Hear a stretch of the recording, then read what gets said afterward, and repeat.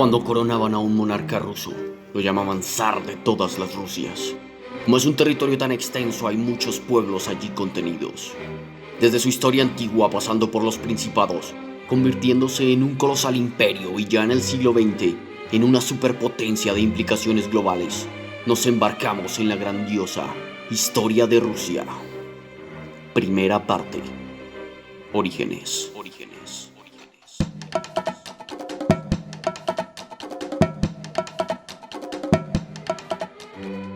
Las primeras historias que nos llegan de esta parte del mundo las encontramos en los escritos dejados por los griegos. Hacia el siglo IV antes de la era cristiana, la primera parada nos lleva al Mar Negro. En la actual Ucrania y parte de Rusia, desembocan 4 ríos muy importantes: el Danubio, el Dniester, el Dnieper y el Don. Esto hace que la zona sea rica en pesca y fértil en sus tierras. Por esta razón llegaron varias civilizaciones buscando las riquezas de este paraíso. Puesto que Grecia es muy árida, siempre estuvieron en búsqueda de tierra fértil. El pueblo griego, que eran ingeniosos navegantes, llegan a través de los Dardanelos al mar de Mármara y de allí, por el paso del Bósforo, al Mar Negro. Uno de los mitos más importantes, la historia de los argonautas, cuenta una de las travesías por esta ruta. Varios héroes griegos en cabeza de Jasón abordan un barco llamado Argos y emprenden la búsqueda del vellocino de oro, llegando a las tierras de la actual Georgia, en las costas del Mar Negro. Otra historia emblemática de la mitología griega es la guerra de Troya. Los griegos se unieron en contra del pueblo troyano que habitaban en las tierras de la actual Turquía. Esta épica guerra destruyó la ciudad de Troya. Uno de los pueblos aliados del bando perdedor fueron las amazonas. Estas mujeres guerreras que mutilaban uno de sus senos para mejorar su puntería con el arco fueron apresadas por los griegos y llevadas en barcos en la búsqueda del Mar Negro. Al llegar a las costas de Crimea, una península de Rusia muy importante en la geopolítica actual, armaron un motín y lograron escapar. Se dice que estas mujeres formaron tribus por esta zona. Al oriente llegaron a tener contacto con los chechenos, a los cuales solo los utilizaban para procrear. Si daban a luz niños, se los devolvían a los hombres, y si eran mujeres, se las quedaban.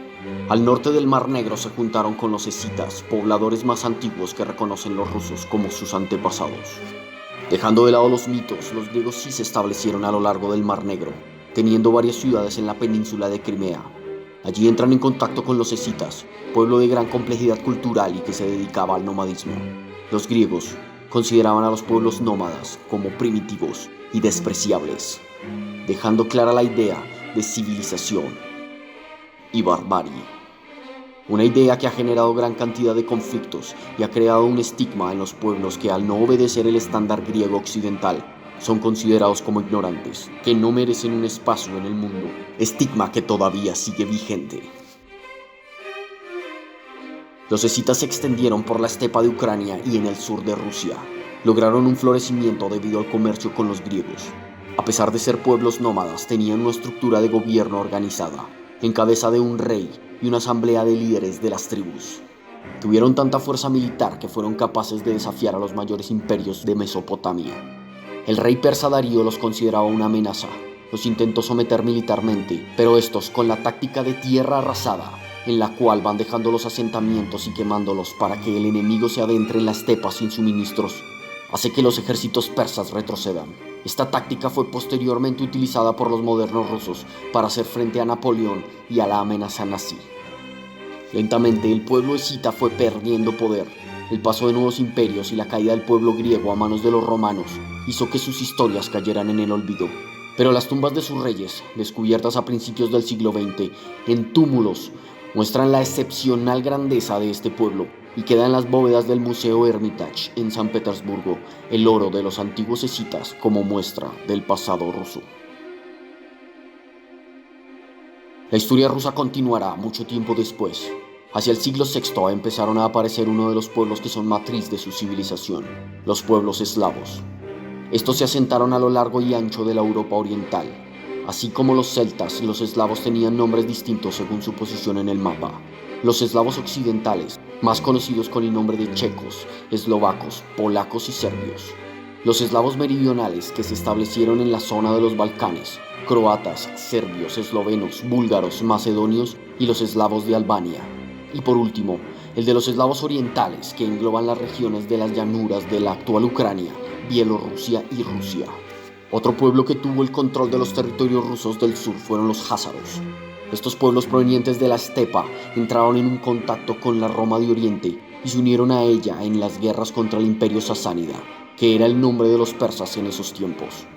Con la llegada del Islam y el cristianismo, el pueblo házaro se sintió acorralado y para no tomar ninguna de estas dos creencias deciden traer un rabino sefardí del califato de Córdoba, actual España, para convertirse al judaísmo. Caso extraño, ya que a diferencia de las religiones de Jesús y del profeta Mahoma, la religión judía no está dada por conversión, es más bien hereditaria. Sin embargo, así nacen los judíos rusos. Siguiendo con la historia de los eslavos, estos no tuvieron gran relevancia histórica hasta que llegaran a la zona unos navegantes excepcionales, los vikingos, que en esta parte del continente serían más conocidos como los varegos. Mientras los daneses recorren el mar y llegan a las costas de Inglaterra y Francia, los varegos, como llamaban a los vikingos en Bizancio, provenientes de Suecia, empiezan a abrirse paso hacia el sur por los ríos, llegando desde el mar Báltico al mar Negro. Aquí entran en contacto con los pueblos eslavos, creando una unión poderosa que dejaría huella en la futura Rusia, como la dejaron otros vikingos en la Europa occidental. La primera ciudad en la que florece esta unión es Novgorod. Los pueblos eslavos se encontraban en disputas entre ellos, así que pidieron a Rurik, el líder de uno de los clanes varegos, conocido como Rus, que los gobierne para cesar las guerras. En honor a su nombre se establecería la dinastía rúrica. El siguiente en la dinastía sería su cuñado Oleg, que desde Novgorod viaja a la ciudad de Kiev y se la quita de las manos a los házaros, asentando allí la capital y fundando la poderosa Rus de Kiev. Toda la zona se llena de principados gobernados por varegos, que se encargan de la custodia de los territorios circundantes. Entre ellas estaba Rostov, Smolensk, Vladimir y Riazán, entre otros, pero todos a cargo del gran príncipe de Kiev. Oleg y sus caballeros obtuvieron tanto poder que fueron capaces de emprender un ataque a Constantinopla. Aunque no lograron penetrar sus majestuosas murallas, sí obtuvieron un trato comercial favorable con el imperio bizantino, lo que hizo que los principados florecieran por muchos años más. Este acercamiento a la Gran Roma de Oriente y sus interacciones hacen que llegue a la Rus de Kiev otra de las partes fundamentales de la actual Rusia, la religión ortodoxa, una fe que sería trascendental en la vida de los rusos.